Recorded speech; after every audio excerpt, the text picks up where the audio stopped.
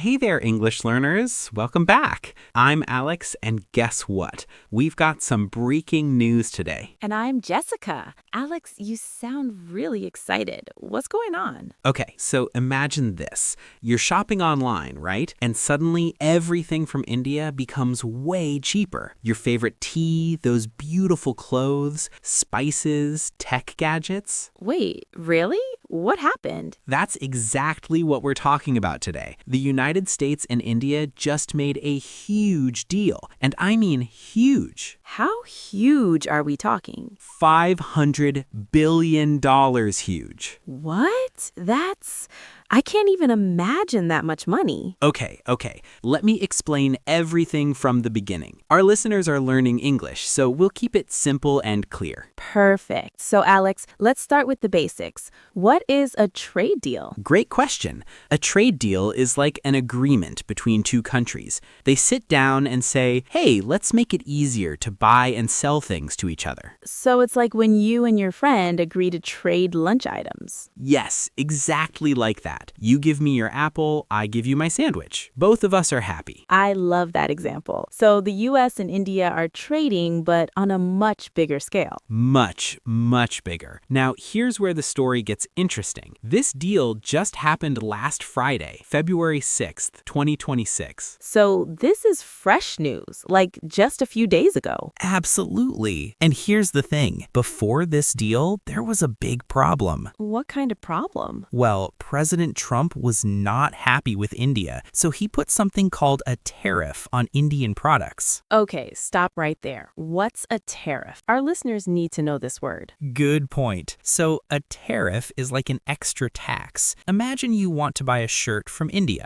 The shirt costs $20, but because of the tariff, you have to pay $30 instead. Oh, so tariffs make things more expensive? Exactly. And Trump put a 50% tariff on Indian goods. That means if something costs $100, you now pay $150. Wow, that's a lot. Why would he do that? Well, there were two main reasons. Let me explain the first one. India was buying oil from Russia. Oil? Like the fuel for cars? Yes, and the US didn't like this because, well, America and Russia don't have a good relationship right now. I see, so it's political. Exactly. So Trump said, if you keep buying Russian oil, I'll put a 25% tariff on your products. This is called pressure. You know this word? Pressure means you're pushing someone to do something. Perfect, yes. He was pushing India to stop buying from Russia. Okay, you said there were two reasons. What's the second one? The second reason was about fairness. Trump felt that India's tariffs on American products were too high, so he added another 25% tariff. Wait, so 25 plus 25 equals... 50% total. You got it. But Alex, if everything becomes more expensive, doesn't that hurt regular people like you and me? Yes, Jessica, that's a really important point. When tariffs go up, prices go up. American shoppers pay more. Indian businesses sell less. Nobody wins. So both countries wanted to fix this problem? Exactly, and that's why they made this deal. All right, so let's talk about the deal. What exactly happened on Friday? Okay, here's the exciting part. President Trump signed something called an executive order. Executive order? That sounds very official. It is. An executive order is a special command from the president. Think of it like a boss giving direct instructions. The president says, do this, and it happens. Oh, like when a teacher gives you homework, you have to do it.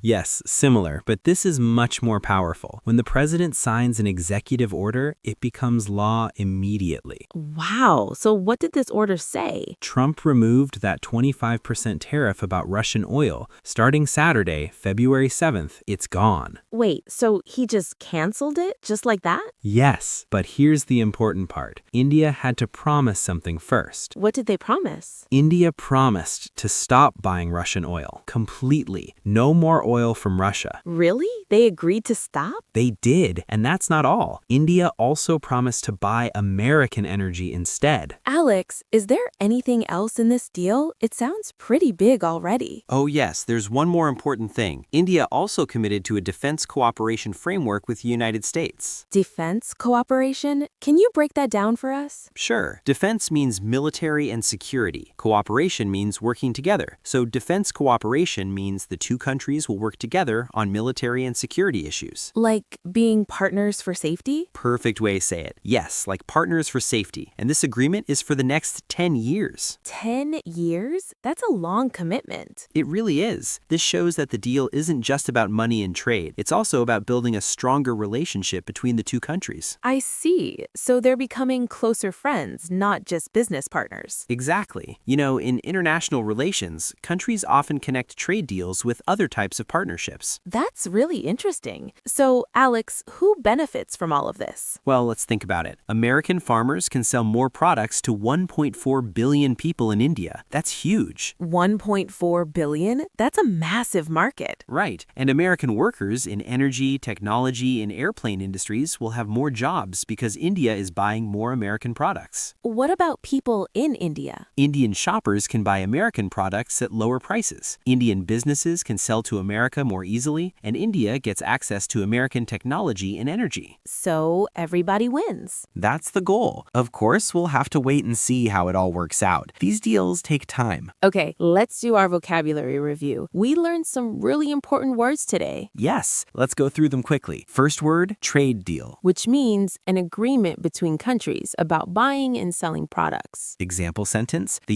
US and India signed a trade deal to help both economies grow, Second word, tariff. which means an extra tax on products from another country. Example, high tariffs make imported clothes more expensive for shoppers. Third word, pressure, which means pushing someone to do something or make a decision. Example, the teacher put pressure on students to finish homework on time, Fourth word, executive order. which means an official command from the president that becomes law. Example, the president signed an executive order to change the policy, Fifth word, cooperation. which means working together toward a common goal. Example, teamwork requires cooperation between all members, And finally, defense. which means military and security protection. Example, countries spend money on defense to keep their citizens safe. So, what can you, our listeners, take away from today's episode? Well, first, you learned how countries negotiate and make deals. This is real-world English in action. And you learned important vocabulary words like tariff, cooperation, and executive order. These words appear in news all the time. You also learned that international relations involve both economics and partnerships. Countries don't just buy and sell, they build relationships. And here's a question for you to think about. How do trade deals affect your daily life? Think about the products you use every day. Where do they come from? That's a great reflection question. All right, let's wrap this up. Today we talked about the big US-India trade deal from February 6, 2026. Trump removed tariffs, dropping them from 50% to 18%. India promised to stop buying Russian oil and to purchase $500 billion in American products over 5 years. Both countries are removing tariffs to make trade easier, and they're building a stronger partnership for the next decade. If you learned something new today, give us a like. Subscribe to our channel for more English learning content. And comment below. Tell us, what news topic should we cover next? Keep practicing your English every single day. Little by little, you're getting better. We believe in you. Thanks for listening. See you next time. Bye. Thanks for listening. See you next time. Bye.